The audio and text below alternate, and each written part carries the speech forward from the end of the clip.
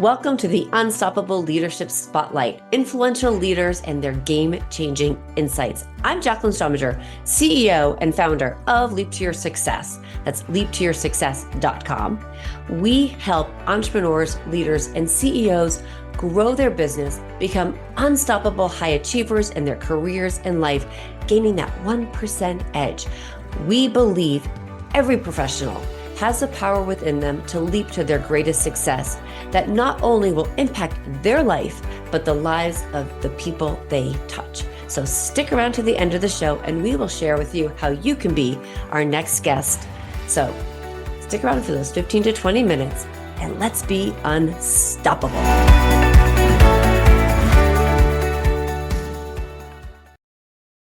Hello, everybody, and welcome to the Unstoppable Leadership Spotlight podcast. I am your host, Jacqueline Strominger, a high achievement and success coach, and I am so excited to have today as our special guest, Sifu Rafael, who is, well, first of all, he's absolutely amazing. He and I have met before, but he is the creator and the brains behind Speaking Prowess, which is all about major communication, which is really what we all need in leadership. It's actually one of those biggest parts of my L, which is leveraging communication. I am so grateful to have you on the show today. So welcome, Sifu. Oh my God. First of all, we always have such a great conversation, and I was so excited to have you on the show because you are a true great leader. So to get people started and to get them, share a little bit about you and your journey into leadership. Thank you so much. I really thank you so much, Jacqueline, for allowing me to be on your show.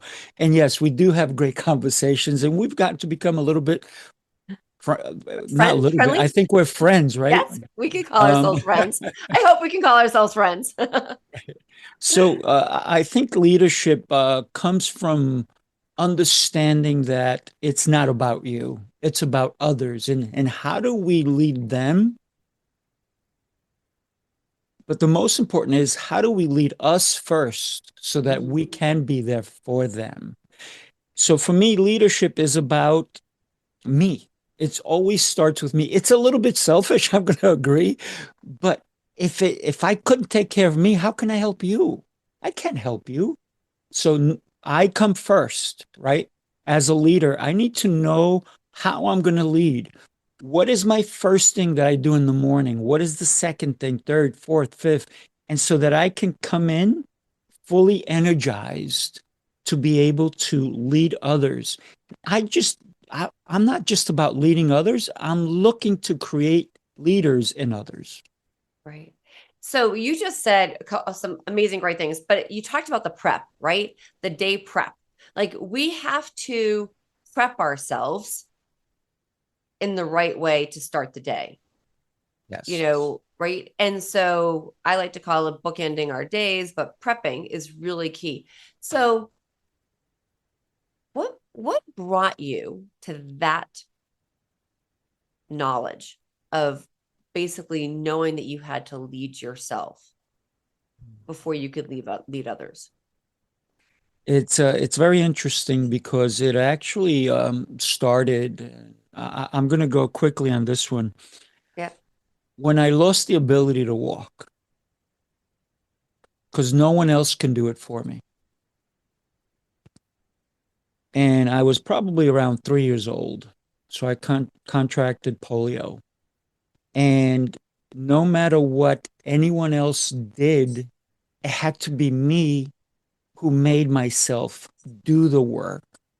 I had to believe in me first. Even though there was other people saying you could do it, whatever, but that was not enough. I needed to do it. I needed to believe in me so that anyone who was helping me, they were doing their part. But if I would have just quit on myself, I wouldn't have. I wouldn't have been able to walk. Eventually, I got out of braces. I wore braces like Forrest Gump, and eventually I was able to run. I was one of the fastest kids on my block because I found that the work I did in me was amazing. And I got addicted to continually work on my legs, to continually work on my spirit to move forward. So that's where that energy grew, where I knew if I didn't do it, as much as everybody wanted me to do the right thing, it wasn't them. It was me. Right? They were just there supporting me along the way. So that was a very young age for you to get that knowledge.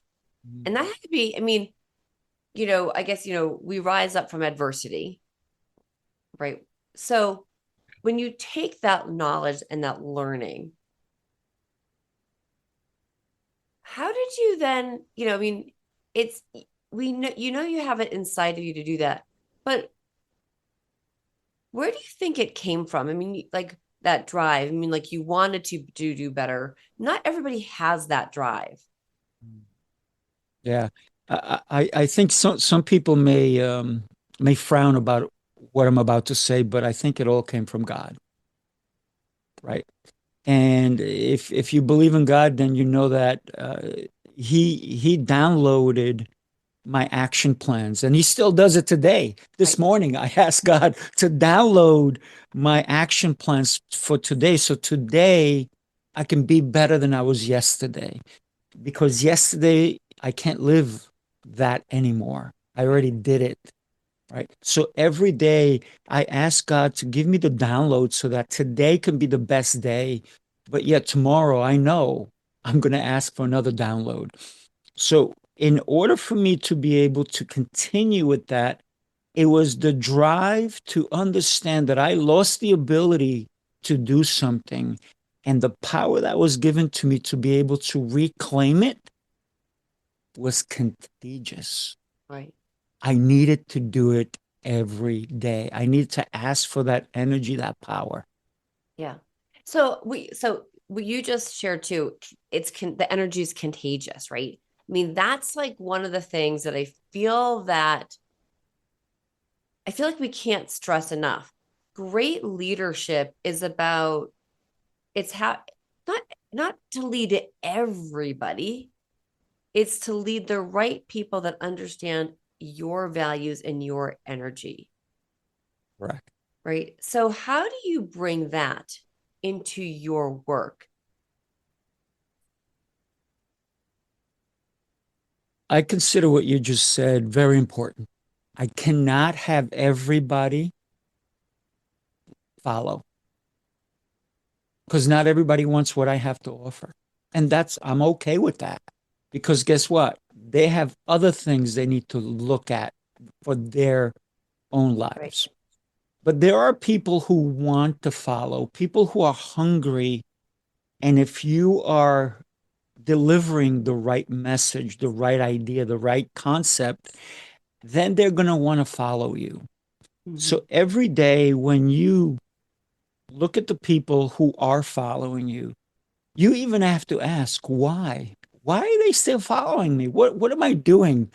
And if they're still following me, I know that I can't give them the same lessons I gave them yesterday. I need to develop new things. So for me, creation is critical as a leader. We have to build and build and build so that we can continue to give them more. If Right. we don't give them more, they're going to be bored and they're going to be going, I heard this before. This is boring. Right? So we need to incentivize ourselves to continue to grow on a regular basis. Yeah, that's so true. Growth, education, learning, never stop learning. Never. So, you know,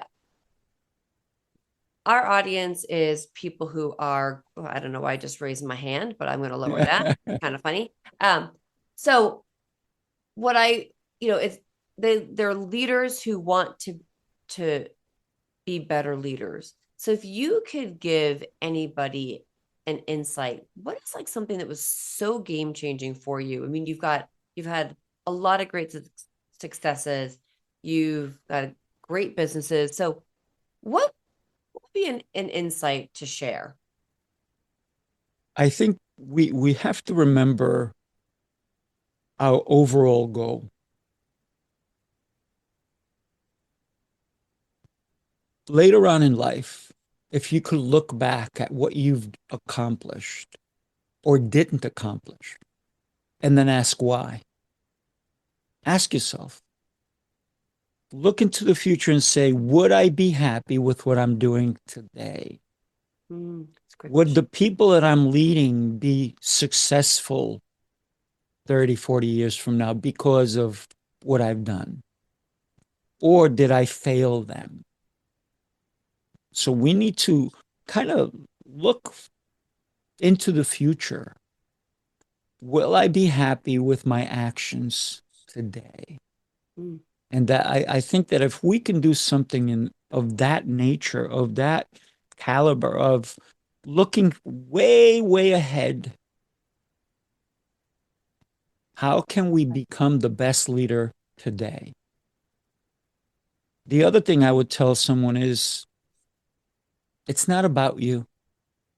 A leader leads so that other people can become greater.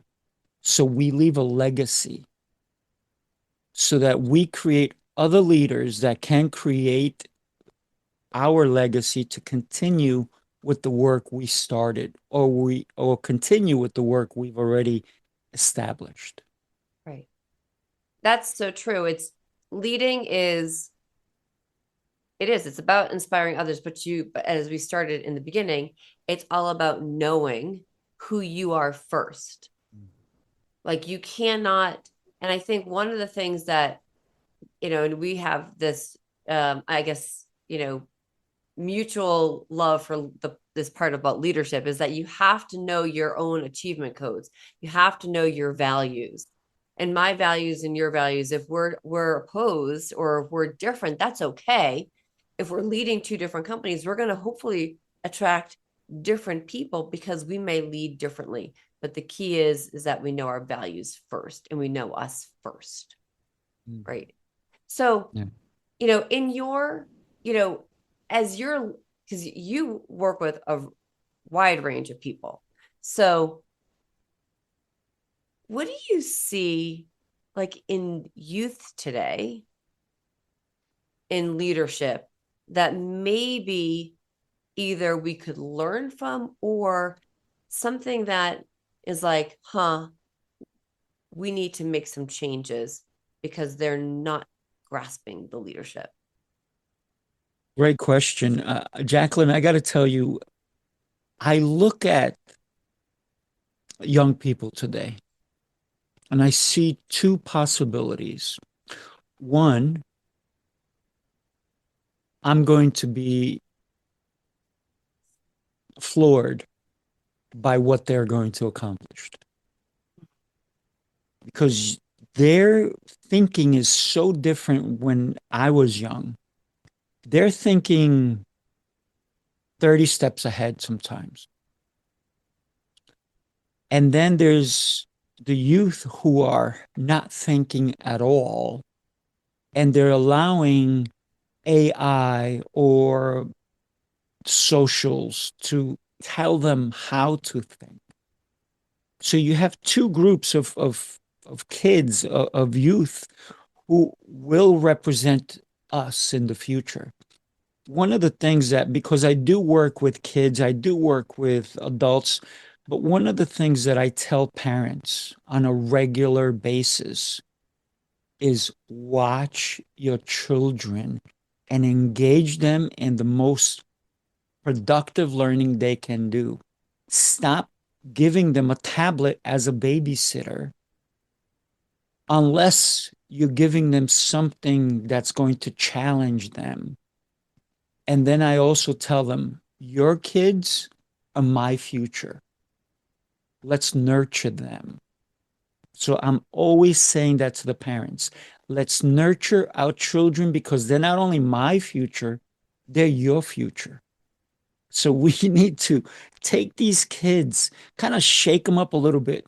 And instead of just putting them on social media, put them on a platform that's going to teach them things, right? put them in a space where they're being challenged on a regular basis, where the conversation at the dinner table is not like, hey, did you see so and so on social? Instead of, what do you think about the concept or the idea that was brought up in business today or in science or mechanics or anything that's going to impact? How were your teachers today helping you? So we need to have the conversation with our kids where we're making them our Think. future, big And so, thinkers. right, make people thinkers. So you just said a few things that I think are so key because it translates into business and corporations and entrepreneurship, which is number one is nurture.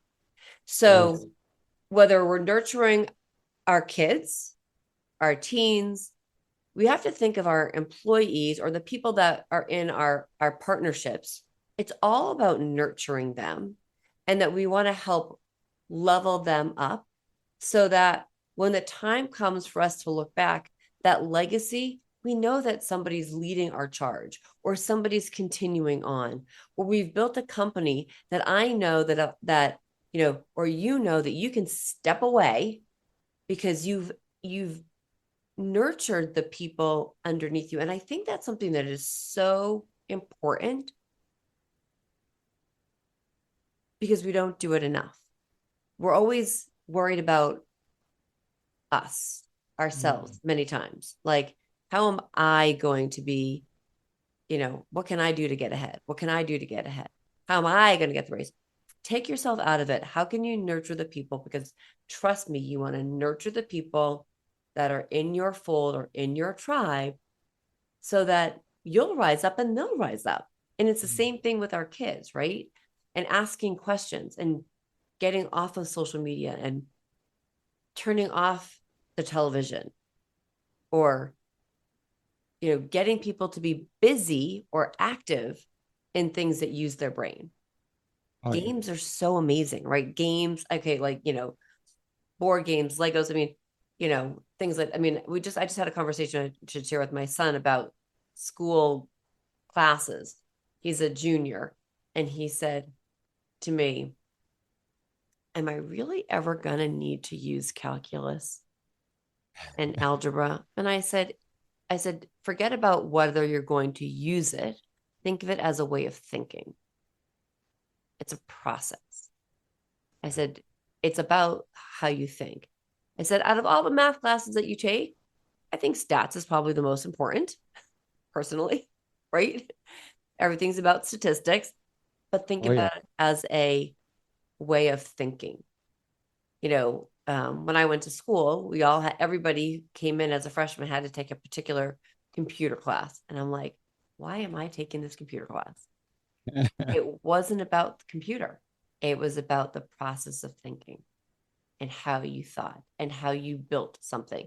But that's all about nurturing. And we want people to nurture. We want to nurture the people on our teams, and to leave that legacy. So I just think that is so important. Oh, yeah. It really, really is. So you are and it's something that we share. Obviously, communication is a huge part of what you do. Why do you think it's so important?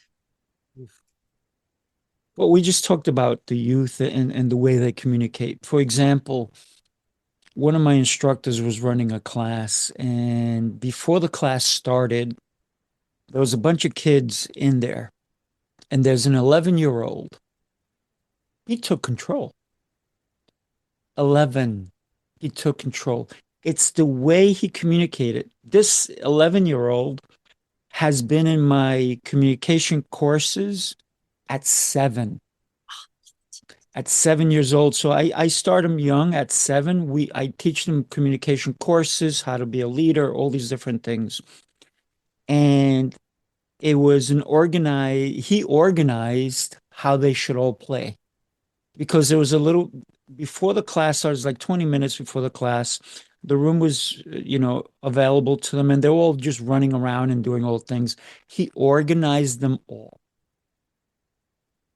the way he spoke to them made them feel valued so that they didn't see him as he's the boss, right? They saw him as he's giving me value, he's giving me ideas, concepts, how to structure this game we're going to play. And he even set up rules. At 11 years old, I love it.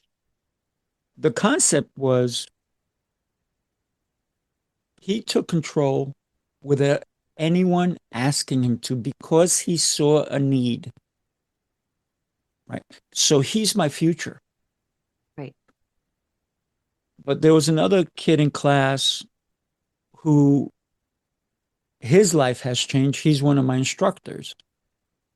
And he says he owes all his learning. He came to me, he wouldn't speak, he wouldn't do anything. He's done all the communication courses that we've taught along the way. And now he takes control, he takes command. Everybody follows him. He understands what needs to be done. So communication really impacts every aspect of our lives because guess what?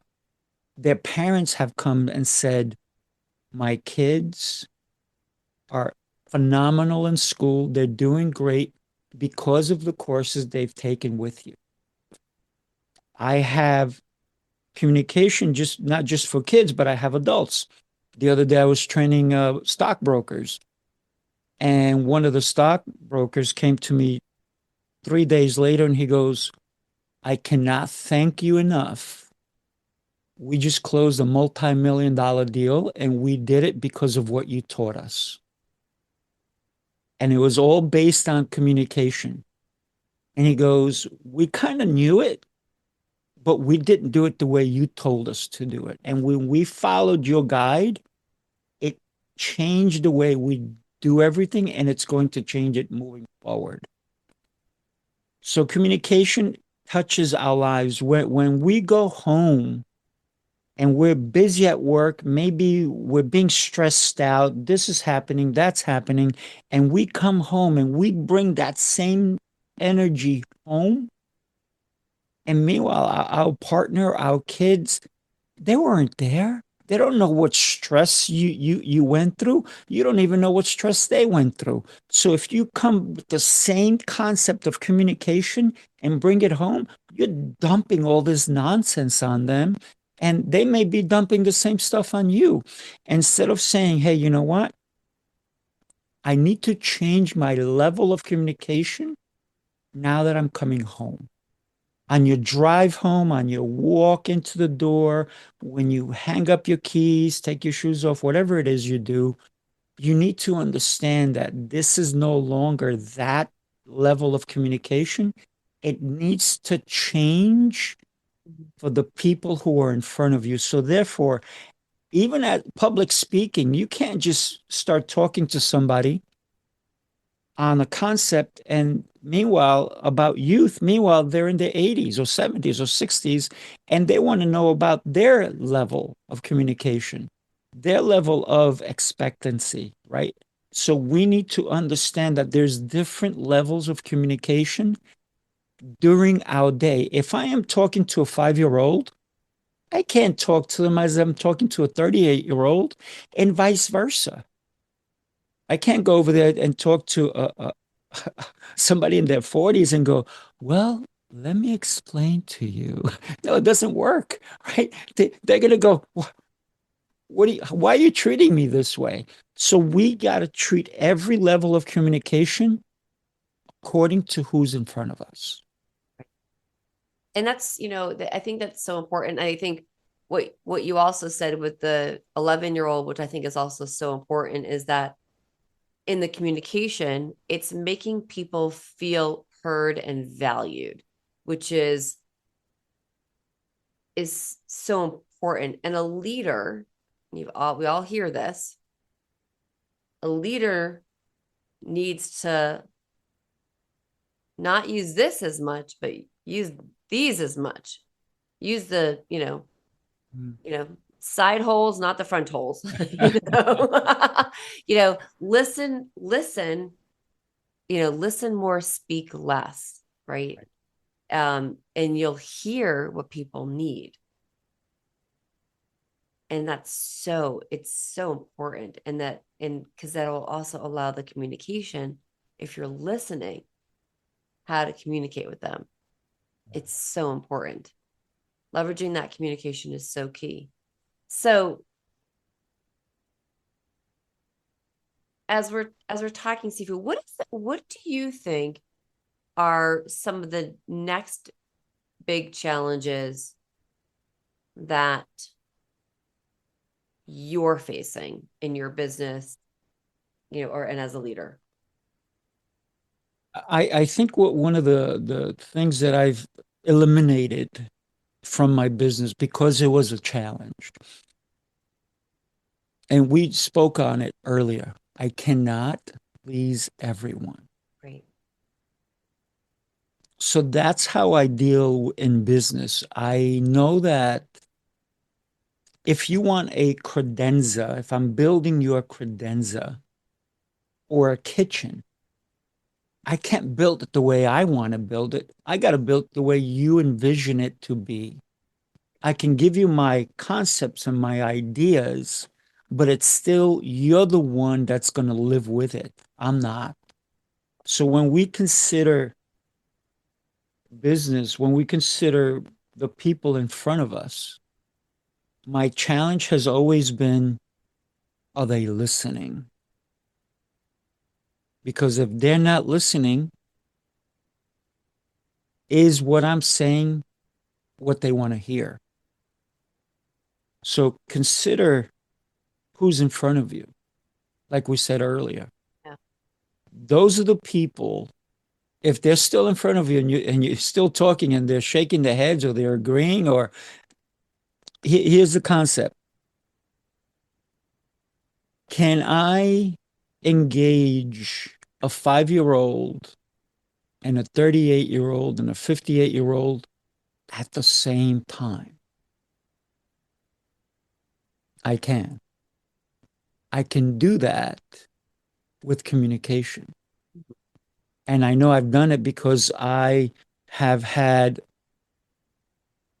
when I do the youth workshops, if there's anybody under 16, their parents have to take the workshop as well. I don't charge the parents. The parents get it for free. So what winds up happening is while I'm communicating, the kids who really don't have a voice, I'll ask the parents, what did they think of this, the concept, the idea? They'll communicate it, and all of a sudden, their kids are looking at their parents for the first time and going, wow, my mom is smart. My dad's smart. My dad's got it. Yes. And then all of a sudden, it gives the kids the confidence to actually raise their hand and start to be part of the process. So now I'm bringing everybody together so that they're sharing ideas, concepts. And one of the things I always let them know is that there is no wrong answer, there is no wrong statement. It's okay. And it's okay to make mistakes. Because who makes the most mistakes? This guy right here.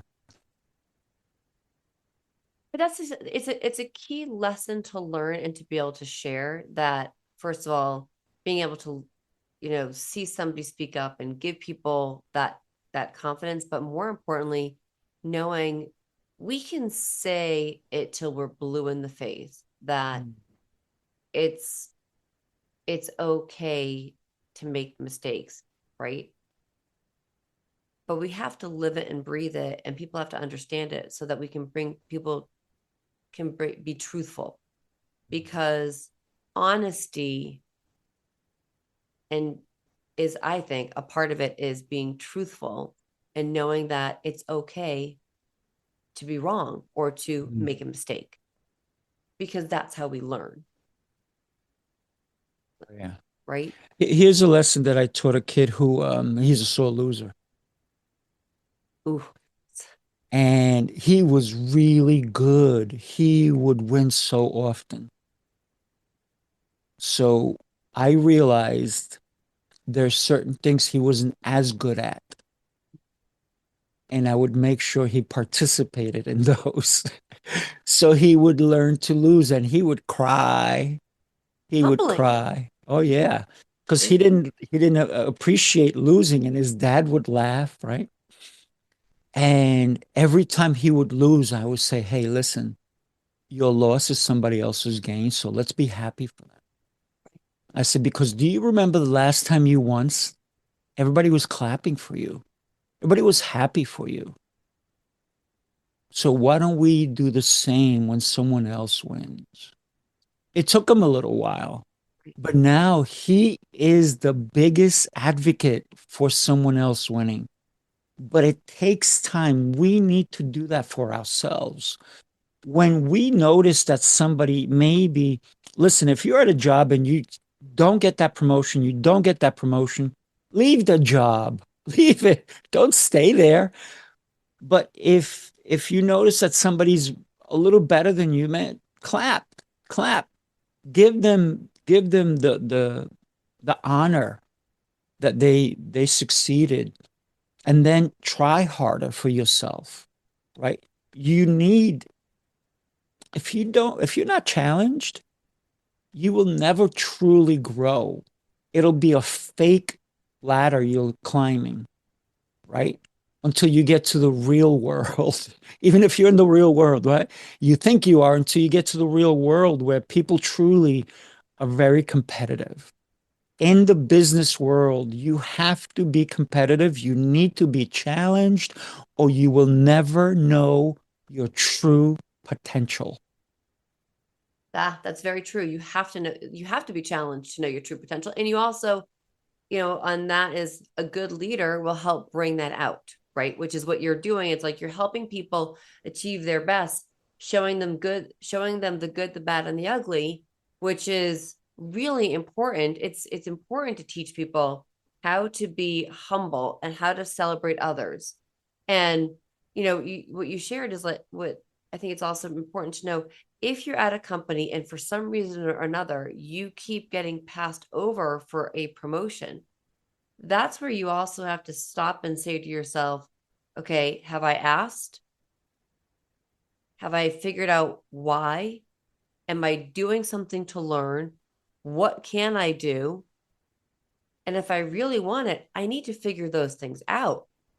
And maybe in those conversations, it might be that you realize there's not the right alignment, or maybe you have been too selfish and you haven't looked and saying, oh, I need to learn something.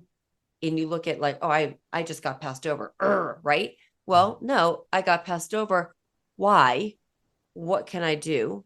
Ask. Right? So that's really key. And again, it's not always great to run from something, but you Right. have to learn from it. And if you learn from it and you still don't get it, then maybe it's time to go, or maybe you're still not learning, right?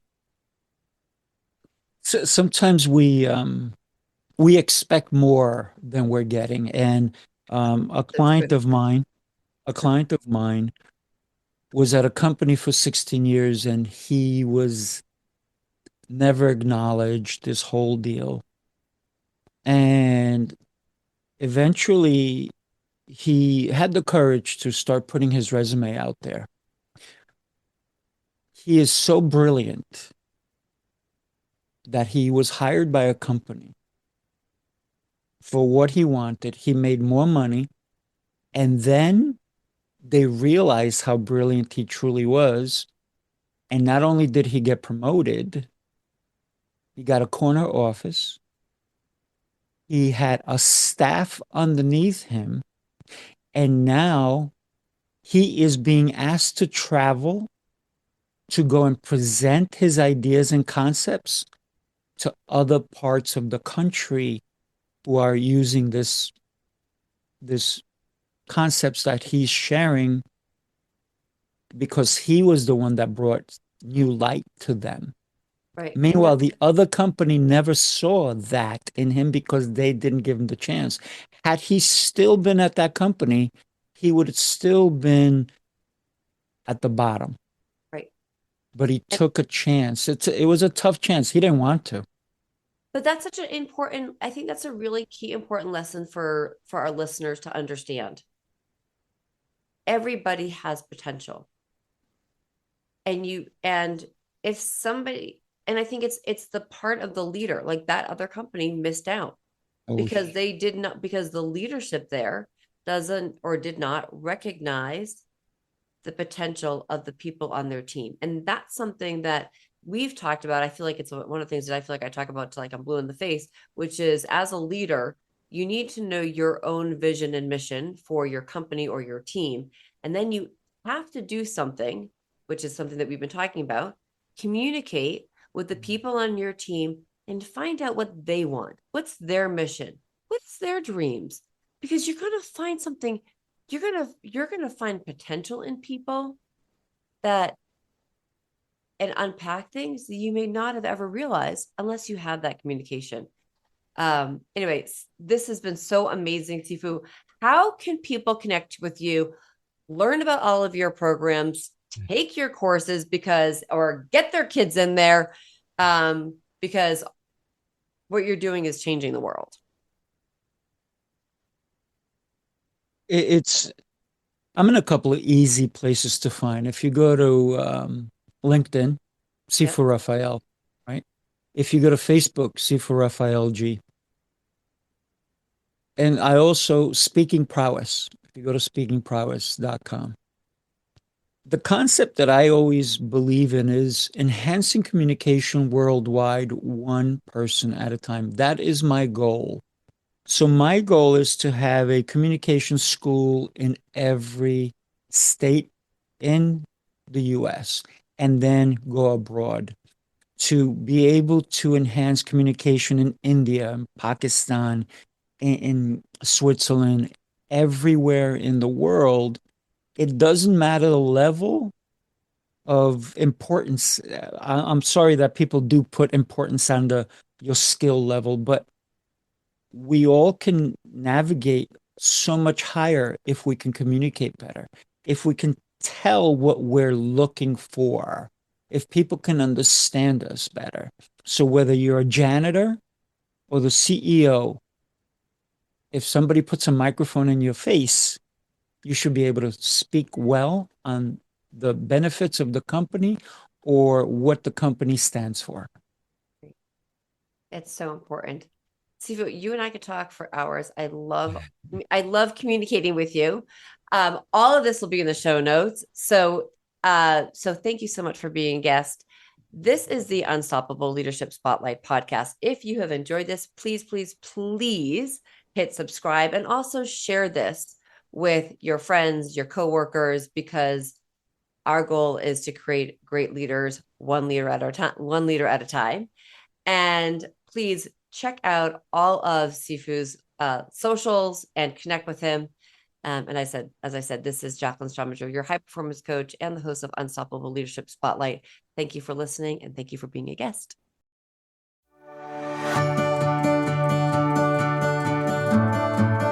I'm Jacqueline Strominger, and I want to thank you so much for listening to the Unstoppable Leadership Spotlight, Influential Leaders and Their Game-Changing Insights podcast. If you are a successful CEO, entrepreneur, or leader in your industry, and you have insights you would like to share, we want you to be a guest on this program. So please visit go.leaptoyoursuccess.com/podcast. And if you have gotten something out of this interview and you'd like to share the episode on social media, just go ahead and take a screenshot with your phone and text it to a friend or post it on socials. If you know somebody who would be a great guest, please tag them on social media and let them know about the show and include the hashtag Unstoppable Leadership Spotlight. I love seeing your posts and your guest suggestions.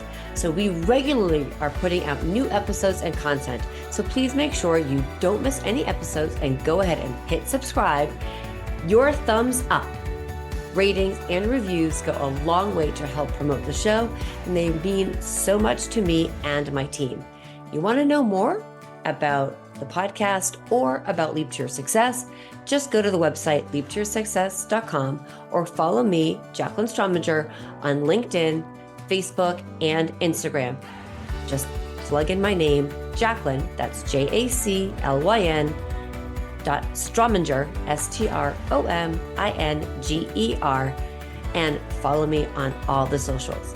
So thank you so much for listening. And remember, be unstoppable.